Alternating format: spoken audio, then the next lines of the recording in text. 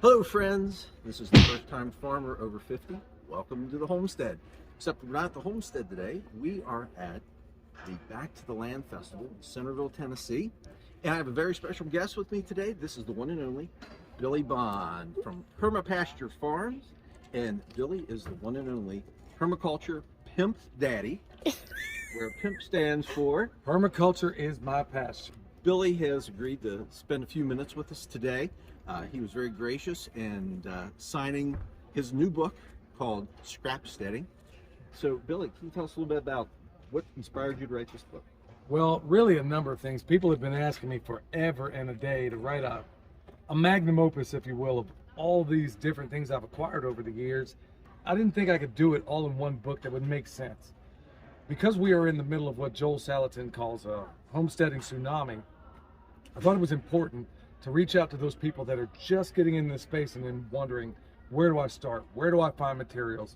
How do I get anything in a world where everything, the cost is rising through the roof? And where do I even start? So I wanted to reach back to that time where I was first getting into this space and feeling like, man, there wasn't a whole lot of information out there. I mean, I've been at this for over 2 decades now, and I'm like, where do I start? How do I find this information? I don't even know the right questions to ask.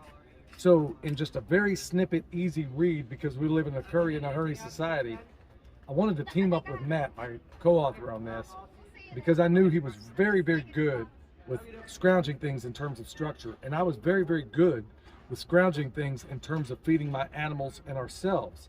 And I was like, okay, this is a marriage that has to happen in this book. I want to make sure I'm very clear about that type of marriage in this day and age. But anyway, I wanted to make exactly sure that we hit this where I know he was an expert on his end and I'm knowledgeable on that end, and how we could marry this in a way for all the people that are just realizing that they've been for years at the bottom of Plato's cave, where they feel like they've been jacked into the matrix their whole lives. We have record numbers coming out of there, and I'm like, okay, we need a roadmap for all these people that are realizing, okay, I'm here, where do I start? This isn't going to answer all their questions, but it's designed to make you know what questions to ask when you get into this place. It's like a permaculture design certificate. It doesn't solve any of your problems. It just gives you a framework to know which intelligent questions to ask. That's why this book was intentionally, I could have written really a 500 or 600 page book, which is initially what it was going to be. But in this day and age, we needed to be able to say, okay, bam, bam, bam, I got through this book. Okay, now I know where to start. So that's why we kept it intentionally very small, and they hit the biggest things right out of the gate a person is going to be confronted with when they find themselves in this space. That's awesome. So, as somebody like me who's a little bit older, just coming to homesteading, farming for the first time, what are some insights that you would give? Well, you and I are about the same age. I'm over the age of 50. And the thing I'm going to say right off the bat is everybody thinks the number one thing they got to start with is this. It's like you need to look at it not like a shotgun blast where you're going to have a scatter everywhere, but more like a rifle bullet, where you need to be singular focused on just one thing, become very competent at that.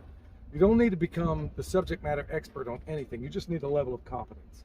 That's what we're hoping that people do. So instead of going out there, most people, this is the number one problem we run into in the consultation business.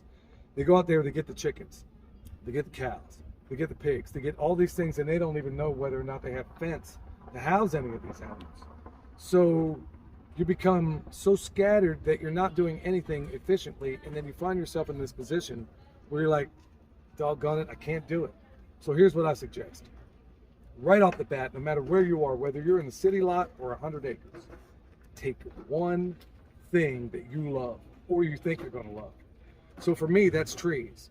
I love perennial crops. I love trees. I love things that produce things when I just kind of get them off and running.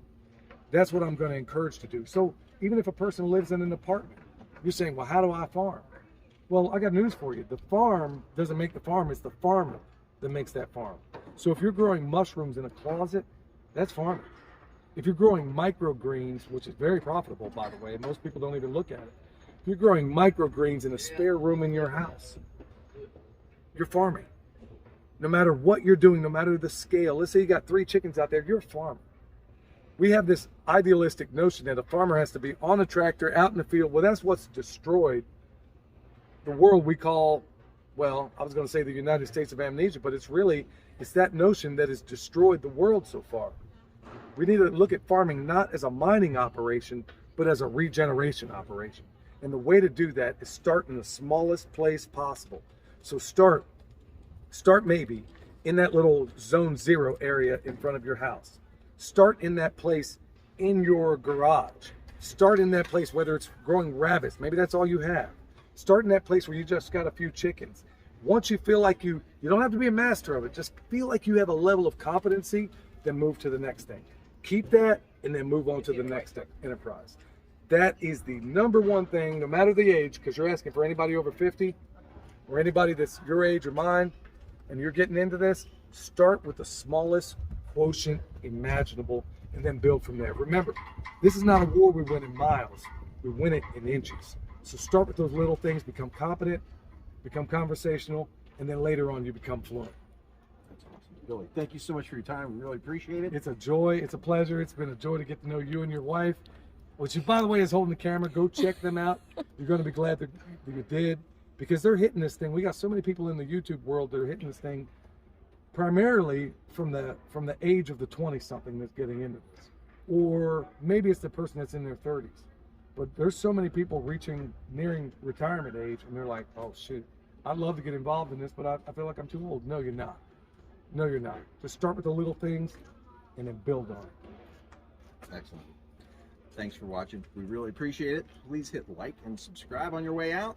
We look forward to seeing you again in the future, but if not, we'll see you in the pasture.